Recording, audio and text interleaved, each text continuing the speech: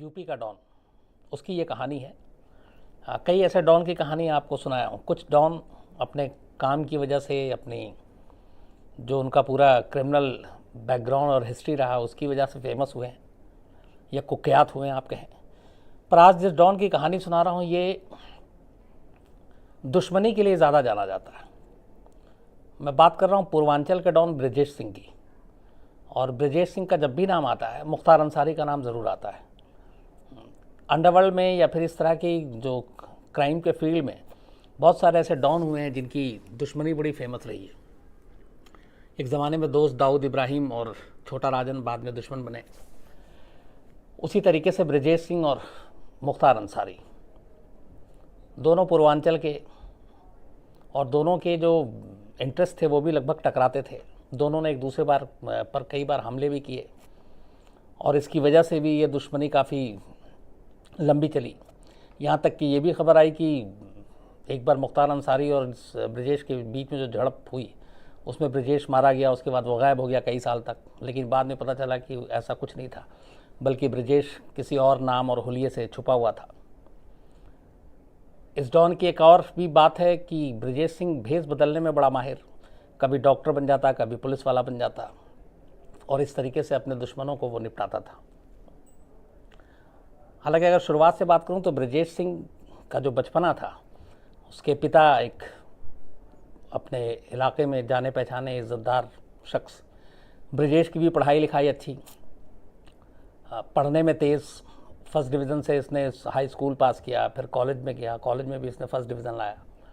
और तब तक इसका क्राइम की तरफ या क्राइम की दुनिया से कोई लेना देना नहीं था। लेकिन कहते हैं कि एक ऐसा हादसा हुआ जिसके बाद ब्रजेश सिंह अचानक क्रिमिनल बन गया, और वो हादसा उसके उस पिता की इससे ही जुड़ा हुआ था। ब्रजेश सिंह के पिता की 27 अगस्त 1984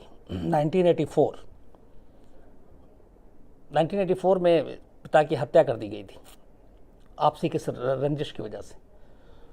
और इसके बाद फिर ब्रजेश सिंह ने जो है वो बदला लेने की ठानी, जो जिन लोगों ने उसके पिता को मारा था। और जो इसका मेन पिता के जो कातिल थे वो हरिहर सिंह नाम का एक दबंग टाइप का आदमी था। तो ब्रजेश सिंह अपने बाप की मौत के बाद उसने कहते हैं कि कसम खाई थी कि वो अपने कातिलों को नहीं छोड़ेगा उनके। और इसी के बाद उसने हरिहर सिंह को 27 मई 1985 को जैसे ही मौका मिला गोली मार दी। इसके बाद उसके पिता के कत्ल में जो और लोग शामिल थे 4-5, फिर उनको ढूंढता रहा, मौके की तलाश में रहा, और करीब 1 साल के बाद उसको फिर मौका मिला। और 9 अप्रैल 1986 को उसने एक रघुनाथ यादव थे, लुल्लूर सिंह, पंचू और राजेश, एक साथ इनको गोली मारी। और कहते हैं कि जब इन लोगों को मारा था तब ये पुलिस की वर्दी में था। और इस 4 कत्ल के बाद जाहिर सी बात है हंगामा हो गया। उसके बाद पुलिस ब्रजेश के पीछे पड़ी और पहली बार ब्रजेश सिंह गिरफ्तार हुआ, और गिरफ्तारी के बाद उसको जेल ले जाया गया। अब तक ये था कि ब्रजेश सिंह की पूरी कहानी ये थी कि पिता को कुछ लोगों ने मार दिया, पिता की मौत का बदला लेना है। तो कोई क्राइम, क्रिमिनल, अंडरवर्ल्ड, डॉन, ये सारी चीज़ें अब तक नहीं थी। लेकिन कई बार कहते हैं कि इंसान जेल में जाके बदल जाता है और जेल की सोहबत उसे बिगाड़ देती है। ऐसे कई केस हुए हैं जब एक कोई इत्तेफाक से, हादसन, गैर इरादतन उसके हाथ से कोई क्राइम हो जाता है, जुर्म हो जाता है, वो जेल पहुंचता है। लेकिन जेल से जब वो बाहर निकलता है तो एकदम एक हार्डकोर क्रिमिनल हो जाता है। यही चीज़ ब्रजेश सिंह के साथ हुई। जब वो जेल गया उससे पहले उसका सिर्फ एक मकसद था कि अपने पिता से बदला लेना, और उसने बदला ले लिया और लगभग ये काम पूरा हो गया था। लेकिन जेल जाने के बाद ब्रजेश सिंह बदल जाता है। गाजीपुर के एक मुडियार गांव, गाजीपुर इत्तेफाक से मुख्तार अंसारी का भी इलाका है, तो उसी मुडियार गांव में एक त्रिभुवन सिंह नाम का क्रिमिनल रहता था, जेल में बंद था। ब्रजेश सिंह की उससे मुलाकात होती है और फिर इन दोनों के बीच दोस्ती हो जाती है। कहते हैं कि त्रिभुवन सिंह के साथ दोस्ती पहली बुनियाद पड़ी थी मुख्तार के साथ दुश्मनी की, ब्रजेश की, क्योंकि मुख्तार और त्रिभुवन के बीच में दुश्मनी चल रही थी और ब्रजेश उसका दोस्त बन गया। उसका जेल में इन दोनों की दोस्ती बहुत गहरी हुई। फिर धीरे धीरे जब ये ज़मानत पे बाहर आया तो इसने त्रिभुवन के साथ मिलकर वहाँ शराब, रेशम, कोयला और बाकी जो सरकारी टेंडर है उसमें ये उतर गया और जबरन गुंडागर्दी से ये सारे ठेके और ये सारी चीज़ें लेने लगा। लेकिन तब पहली बार उसे एहसास हुआ कि इन सारी चीज़ों में मुख्तार अंसारी का भी दखल था और जितने भी रेलवे के टेंडर हों, कोयले के हों, ये सारी चीज़ों में मुख्तार का वहाँ पे वर्चस्व हुआ करता था। तो अब एक तो त्रिभुवन सिंह के साथ दोस्ती, ऊपर से जो मुख्तार का धंधा था उसी धंधे में इसका उतरना, अब सीधे दोनों के बीच में एक तरह से क्लैश हो गया और दोनों के इंटरेस्ट एक ही थे। तो लड़ाई शुरू हो गई और दोनों एक तरह से आमने सामने आ गए और इस वजह से कई बार दोनों के बीच में गोलीबारी भी हुई, कई लोग मारे गए गैंग के, कभी इसके मारे जाते ब्रजेश सिंह के, कभी मुख्तार अंसारी के, और ये सिलसिला चलता रहा। पर फिर भी इसमें मुख्तार अंसारी चूँकि शुरू से राजनीति में भी, तो मुख्तार अंसारी को एक एडवांटेज था, नेताओं का उसको वरदान मिला हुआ था, पुलिस का भी लगभग सपोर्ट था क्योंकि ऊपर से ऑर्डर आता था। तो मुख्तार इस लड़ाई में थोड़ा सा ऊपर था सपोर्ट की वजह से, पॉलिटिकल और पुलिस और सिस्टम का सपोर्ट, और ब्रजेश के साथ ये चीज़ नहीं थी। लेकिन दोनों के बीच में चलता रहा, दुश्मनी चलती रही, लड़ाई चलती रही, गैंग वॉर होता रहा। कहते हैं इस गैंग वॉर में बहुत सारे लोग मारे गए दोनों तरफ से, कभी इधर से मारे जाते, कभी उधर से मारे जाते। तो इसी बीच में जब लड़ाई ज़्यादा हो रही थी तो फिर मुख्तार अंसारी और उसके काफिले पे भी अटैक हुआ। तो मुख्तार ने अब बदला लेने के लिए ब्रजेश सिंह को तलाशना शुरू किया। तो ब्रजेश सिंह को लगा कि वहाँ पे इस वक्त रहना ख़तरनाक होगा, तो मुख्तार अंसारी और गैंग से बचने के लिए वो मुंबई चला जाता है और मुंबई में वहाँ उसकी मुलाकात सुभाष ठाकुर से होती है, जो कि एक और भी डॉन था, और सुभाष ठाकुर जो था वो दाऊद गैंग से था और दाऊद का करीबी था। तो सुभाष ठाकुर से मुलाकात होती है, फिर सुभाष ठाकुर के ज़रिए उसकी मुलाकात दाऊद से भी होती है, ब्रजेश सिंह की। इसी दौरान जब ये मुलाकात होती है और मुंबई में अपनी जान बचाने के लिए पहुंचा हुआ था ब्रजेश सिंह, और सुभाष ठाकुर के साथ भी दोस्ती हो गई, अब डी कंपनी के भी साथ हो गया। तो दाऊद इब्राहिम के जो बहनोई इब्राहिम कास्कर, उस वक्त मुंबई में उसकी हत्या हो गई थी और उस वक्त डी कंपनी बुरी तरीके से ढूंढ रही थी इकबाल जो इब्राहिम कास्कर हैं उसके कातिलों को। और उसके लिए ये था कि चूंकि डी कंपनी में या डी गैंग से जो लोग जुड़े हुए थे उनको सब जानते थे, चेहरे से पहचानते थे। तो इब्राहिम कास्कर के हथियारों से बदला लेने के लिए डी कंपनी ने ये तय किया कि कोई ऐसा नया चेहरा हो या नया हो जिसको कोई पहचानता ना हो और वो ये काम करे। तो ब्रजेश सुभाष ठाकुर के ज़रिए ये बात उस तक पहुंची। नया नया चूँकि डी कंपनी में उसकी एंट्री भी हुई थी, सुभाष ठाकुर से दोस्ती, फिर दाऊद इब्राहिम से मुलाकात, तो उसको भी ये लगा कि डी ग्रुप में या डी गैंग में अपना कद बढ़ाने के लिए कुछ ऐसा करें जिससे दाऊद इब्राहिम की भी नज़रों में आए। तो कहते हैं कि ब्रजेश सिंह ने ये काम अपने हाथ में लिया और उसने कहा कि ठीक है, वो इब्राहिम कास्कर के कातिलों से बदला वो लेगा। इत्तेफाक से जब इब्राहिम कास्कर की मौत हुई थी, जब उसको मारा गया था, तो उसमें से कुछ ज़ख्मी भी हुए थे जो कातिल में से थे।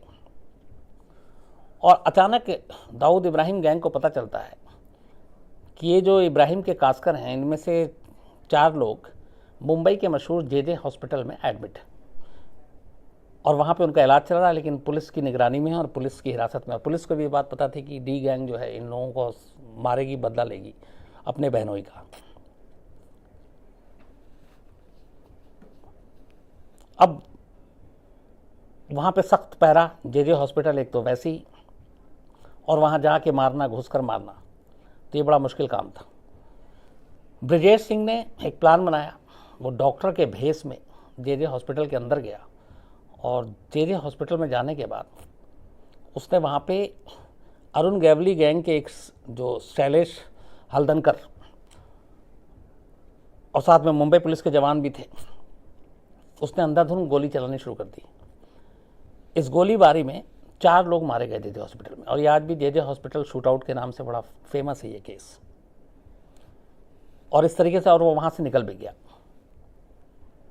तो जब ये चीज़ हुई तो जाहिर सी बात है दाऊद इब्राहिम भी खुश हुआ, दाऊद इब्राहिम के वो और करीब पहुँच गया ब्रजेश सिंह, और इनकी दोस्ती ये चल रही थी। लेकिन इसी दौरान में 93 का मुंबई ब्लास्ट हो जाता है। कहते हैं कि अगर मुंबई ब्लास्ट ना होता तो ब्रजेश सिंह दाऊद के बहुत करीबी होता और शायद वो बहुत ख़ास लोगों में भी होता। लेकिन 93 के ब्लास्ट में जिस तरीके से सारी चीज़ें हुई, इतनी सारी मौतें हुई, और वहीं पे जो अंडरवर्ल्ड है वो दो हिस्सों में भी बटा, एक एंटी नेशनल अंडरवर्ल्ड, एक नेशनल अंडरवर्ल्ड जिसमें अपने आप को जो छोटा राजन या फिर ब्रजेश सिंह कहें, तो ये बंटवारा हो गया। और चूंकि डी कंपनी के ज़्यादातर लोग मुंबई छोड़ के जा चुके थे, दाऊद पहले ही निकल गया था, तो फिर ब्रजेश सिंह ने डी कंपनी से दूरी बना ली। और 93 के सीरियल ब्लास्ट के बाद ब्रजेश सिंह और डी कंपनी के रिश्ते खत्म हो गए।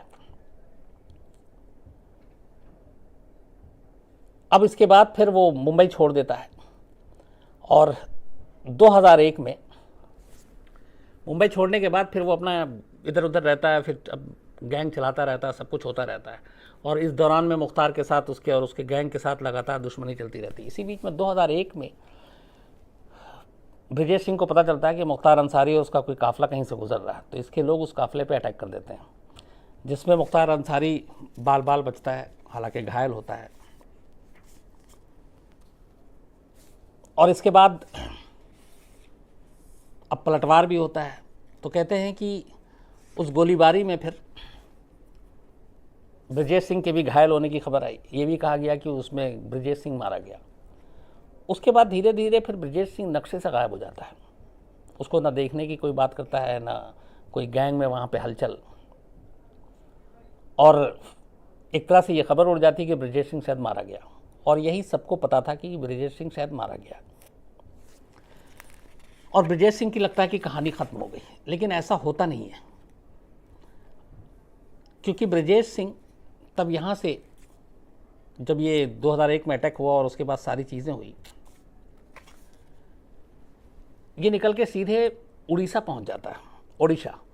और वहाँ भुवनेश्वर में ये अरुण सिंह के नाम पे रहने लगता है, और Vindhyachal real estate developers private limited नाम से एक कंपनी भी खोल लेता है। एक गैंगस्टर, एक डॉन भुवनेश्वर में पहुंचता है, नाम बदलता है, फिर हुलिया बदलता है और एक कंपनी बनाता है और उस कंपनी को चलाता है।